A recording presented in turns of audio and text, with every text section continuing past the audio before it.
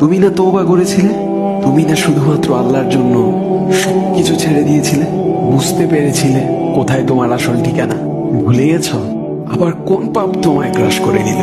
তুমি তো সেই যে নিজের পাপের প্রতি অনুতপ্ত হয়ে সিজদায় পড়ে অঝরে কেঁদেছিলে। তাহলে আবার কেন দুনিয়ার ধোকায় পড়ে গেলে? কেন ভুলে গেলে কোথায় তোমার আসল গন্তব্য? তুমি কি হার মেনে নিয়েছো নফসের কাছে? তুমি এত দুর্বল, ভুলে গেছো তুমি কার বান্দা? কে তোমার রব? তোমার রব তো সর্বশক্তিমান। সর্বশক্তিমানের বান্দা আবার কখনো দুর্বল হয় নাকি? মৃত্যু পর্যন্ত লড়ে যাও তুমি। শয়তানকে দেখিয়ে দাও তোমার ইমানের পাওয়ার।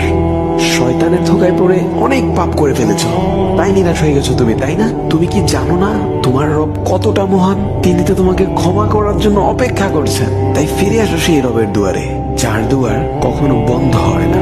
ভিডিওটি ভালো লাগলে একটি শেয়ার করে দিবেন, হয়তোবা আপনার একটি শেয়ারও কারো হেদায়েতের উসিলা বনে যাবে।